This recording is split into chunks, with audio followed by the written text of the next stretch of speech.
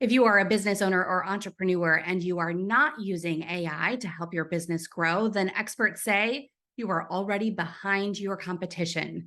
I'm Julie Holton. We're going to explore this further today on Expert Connections, starting at step 1. Expert Connections starts now.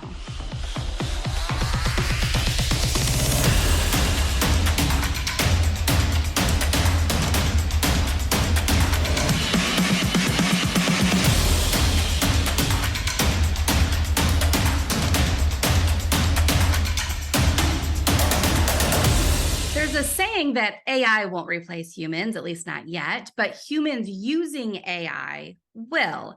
Welcome to Expert Connections. I'm Julie Holton. Let's get right to our guest today. Jesse Flores is a pro we've had on the show before. Welcome back, Jesse. Awesome, Julie. Thanks so much for having me. It's always great to be here with you. Yeah, and I say pro, Jesse, because of course you are a pro, but also you are the owner of SuperWebPros based out of Lansing, Michigan. All right, let's dive right into the world of AI because this is something that we've talked about a lot. And today I want to take us kind of back out high level. We've done a lot of use cases on the show, a lot of demos. Let's talk high level because one term that gets thrown around a lot, Jesse, for business owners, especially maybe small, mid-sized business owners, is this idea of practical applications of AI. I don't know about you, but the word practical always gets me because I feel like anything we talk about should be practical. Otherwise, we shouldn't be talking about it. Yeah. So when it comes to AI and businesses, what the heck does that word practical mean? What are we talking about when it comes to those types of uses for businesses? Yeah, for me, I think it's about utility and execution. So there's a lot of ways in which AI is a novelty for a lot of people, and my daughter uses it for all sorts of fun little things. Sometimes even to help her with her homework, right? And it's cute and it's fun and it's interesting. But for me, when I think about practical, I think about how you work this into your business processes, operations, culture in some cases, in order to help yourself get better, to get your cost structure down, to increase sales, any number of things. So for me, when I think about practical, that's what I'm thinking about. I'm thinking about things that move the needle on the income statement or the balance sheet, and as far as productivity or revenue or whatever. Yeah, absolutely. Because in some cases, some of us, myself included, might be like dreaming big about ways that AI can create new things for us, new products, new service lines. That's awesome. But when we're talking about practical uses, it might be more like what I'm hearing you say is taking your current workflow, for instance, and determining how AI can improve that workflow and make it better. So can you give us an example, maybe a real life use case that you're seeing or you're using right now with your team that you're already seeing improvements from? Yeah. So there are several. We have several different ways in which we're using these. And in general, when I'm talking to people about this, right, I think there's actually sort of a process and an evolution, what we call our AI growth map, that we would sort of walk someone through based on where they are in the life cycle, both of their business and of their understanding of AI. One of the tenets of that is you should always kind of start small, especially if you don't know much about this, right? So at the very, very beginning, you might be using AI as a novelty. And maybe what you're doing at that point is you're using like an off-the-shelf tool like Midjourney or GPT or Chat GPT or Dolly or something to help you write emails, right?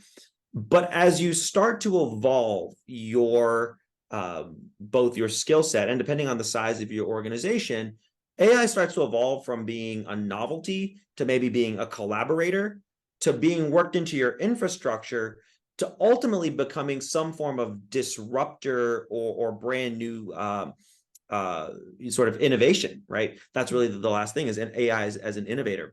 So for us internally, for instance, we, like everybody else, a year ago when Chat GPT was made available to the public, we're using Chat GPT for as a novelty to help us with things like maybe writing a difficult email to a customer. And at that time, that was a practical use case. But that evolved eventually into something where, gosh, one of the things that we have an issue with from time to time is customers email us lists of things that need to get done. And they write these long emails. And I don't know about you, but our team wasn't always great at reading all the details of the email. And so one of the things that we did is we started to say, well, let's have AI start to review every email that comes into our CRM, do a quick summary, make a to-do list, and put it there for the developer who's now working on it to see, okay, this email, this account, I need to do these couple of things. That's already translated into a really simple checklist. Again, practical use case there for us to make sure that we're delivering at the level that we expect to deliver, and AI is helping to facilitate that kind of transaction. And then we've just started to kind of grow our relationship with AI from there. Okay, so Jesse, you're saying that on the most basic level, first of all, people need to start testing it out, start practicing, open up in a free account with ChatGPT, for instance, and start playing around with it, figure out how to use it. From there is where you kind of pull in, like, okay, let's take it to the next step. Let's develop maybe some more customized prompts, for instance, that we can share within our team. And then maybe a next step beyond there would be to start to work with someone like you and your team to create a better infrastructure, how to integrate AI into your current operations. And then from there, we won't get into today, the innovative part would be then to maybe start creating custom tools to, there are so many companies now that are starting to get into the custom creation of AI applications. So I'm curious, Jesse, as people start to, let's go all the way back to the beginning of that spectrum there, people who are just starting to use and test, what are some of the biggest opportunities that you see? Yeah, that's a great question. So, and actually we have a framework here, and maybe we can link to this in description or something. We have a framework here that we use to help us understand an evolution of AI, right? We call it the AI growth map. And we see AI sort of happening in phases, right? So phase one, AI is a novelty, and we'll dive into that. I'll answer your question in a second. The second phase, and during that, like, your main goal is to sort of explore and experiment. The next phase, you're starting to kind of educate your team and communicate internally, and AI starts to become a collaborator. In the next phase, you're starting to integrate and automate. And at that point, AI is starting to work its way into your infrastructure. And then the final phase is where AI is a disruptor. And that's where you're really starting to do some innovations. And so one of the ways that we think about this is that at each of those stages, they each have different goals. And as a result of that, they've got different opportunities, different challenges. And the way we break it down is at each of these stages, what's your main focus? What are your biggest opportunities to accomplish that focus?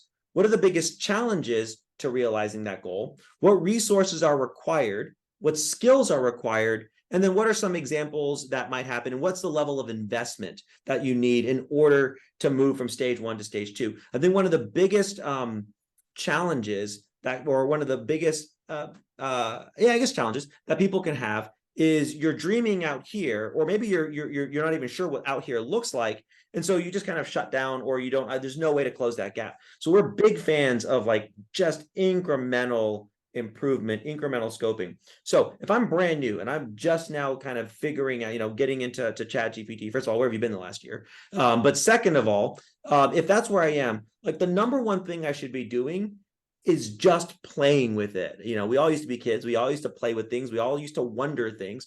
And, and it's fun. I love sitting down using ChatGPT with my daughter because she comes up with zany stuff that I would have never thought of. And she's like, oh, I wonder if ChatGPT can do this, right? And then you start realizing, man, there's so many different use cases. It can help me with, in our case, coding. It can help us with things like writing emails. It can help us with spreadsheets. In fact, I can even upload spreadsheets and have it summarize things that I don't want to go and figure out how to do in Excel, even though I'm pretty good at it, right? There are so many of these different use cases. Actually, I just learned the other day, I can do photo editing. I can upload a photo and be like, hey, put a filter of some sort on it. And it's now generating that. And this is the new GPT-4, right? And so you just keep thinking of different ways where it's like, how can I find all of the use cases? And your whole job at that point is just have fun with it. And I think that's the big opportunity, because it's at that point when you see something where you're like, oh, we do this kind of thing a lot. Wouldn't it be great if somebody else on my team could do this other thing? Or, gosh, we spent a lot of time scoping projects. Wouldn't it be really great if my project manager didn't need to talk to me about scope creep every single project? Is there a way that I can have AI now help me with that? So for me, like, the opportunities really come with getting into that mindset of exploration and just kind of seeing what's available. And at that point, your brain will start to come up with other ideas that I'll never think of, but only you will, because your brain is working differently than mine, and you're playing with it differently than mine, or differently than I am, and your use case is different than our use case.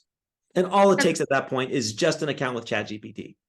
I'm so glad you brought that last part up, because I think one of the really fun things about this is we don't have to sit in isolation playing on our own. We can get together in community, whether it's virtually or in person. We're both part of an AI group that meets in Lansing once a month. I'm glad to have you a part of that. Glad the Expert Connections can be a part of it. And it's really a great place where, and more cities, by the way, should be doing this. And we're about to expand into Grand Rapids here in Michigan, but more places need to be doing this, even if it's an hour or a half hour, half of your lunch break, while you're at work, to be able to hear what other people are doing and incorporate it in new ways. I can tell you, even the things that I've been doing that I thought I was getting great results from have improved so much since being able to get together with other people. So Jesse, I'm curious, for those who are at step one, just, poking around, trying it out. Maybe they've been using it for a while, but aren't even really sure if they're using it in the right way. Because I'm hearing from a lot of people that, oh yeah, I tried ChatGPT, but it didn't really work for me. And I don't know about you, but I never really know what that means, because there is no like works for one and not for another. It just kind of seems like maybe people are unsure of how to use it, or how to be, if they're not getting the results they're looking for, then you have to change how you're trying to get those results. So Jesse, I'm curious from you, what are some of your go-to resources that you look to, maybe more on a basic level, maybe not necessarily you go to, but what would you recommend for people who are just starting out? Well, I'll say this to that point that you made with somebody who feels like they're not getting anything out of it. That's a user problem, not a software problem. I think that is much more about a lack of both probably flexibility and curiosity, or missing having an expectation that's not aligned with reality. And that's why I say at the beginning, your biggest opportunity is just to play with it. I feel like if you go into it with the mindset of a kid, like, here's a toy, let me play with it. First of all, you're not going to hold yourself or the software on some unfair standard that is not realistic, right? So for example, we use ChatGPT, well, now inside of our system, but we use ChatGPT to help us draft emails all the time. But that word draft is the really important draft. It's not going to write it for us. And we could get frustrated and sit there and be like, no, not like this. No, not like this. And keep refreshing. Like, why is this stupid thing? Look, that's not the purpose. The point is not for it to get it perfect. The purpose is to give you some tools to work with you, again, to augment you, not to replace you, right? And so I think if you're going into something, if you're going to ChatGPT and you're like, I'm not getting anything out of it, well, what I would say, and I would probably get some guff for this, is, well, like, you've got the wrong mindset. If you're going in with this idea that it's trying to replace you, well, you probably will be one of the ones that get replaced, but it's the wrong mindset in the first place. You've got to go in with this thing as an assistant, as a tool, as a resource. And for me, the only resource that's required there outside of having an account with ChatGPT or Midjourney is creativity and flexibility. That's it. And that costs nothing other than like a mindset that's willing to be open to learning things and trying things out and exploring. And that, I don't know, that to me, AI can't do that for you. Yeah, excellent points, Jesse. And I'm going to go ahead and give a shout out to the content that you're creating, both on your YouTube channel, on your blog. I know you have a very rigorous campaign planned as we get closer into the new year, which I can't believe we're even talking about that already, but it's coming up much faster than we realize. So if you don't have AI, those of you watching, if you don't have AI incorporated into your strategies for 2024, head to Jesse's blog, head to his YouTube channel. We'll link to that. Also, keep watching right here on our Expert Connections. We have all sorts of demos with Jesse, with Dave Smith, with others in the AI community that are really leading the way here in Michigan. And some of these demos are really, really funny to watch because you never know what's going to happen live, of course. And some really great use cases coming out of this, things that we're already seeing, that big word profitability. We're already seeing these numbers turn around for people, which is really fun to watch. Jesse, thanks for being on the show and walking us through. Of course, we'll have you back to talk. I think we need to explore more of your roadmap and getting into some of these deeper layers. For now, we'll link to it. We showed it here in the broadcast, but we'll go ahead and link to it. Jesse, thanks for being on the show today. Julie, always a pleasure. Thank you so much for having me. Yeah, glad to have you, Jesse. We'll have you back. That's all for this episode of Expert Connections. Keep watching for more in our AI playlist and make sure to hit subscribe so you don't miss an episode. We'll see you next time.